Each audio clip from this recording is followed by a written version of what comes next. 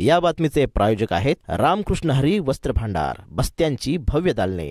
आमच्या शाखा नारायणगाव बायपास, नारायणगाव बाजारपेठ, निमगाव सावा, जांबूत, बेल्ढा, आळेफाटा, पारगाव, शिंगवे, ओतूर। आजच भेट द्या आपल्या जवळच्या शाखेला।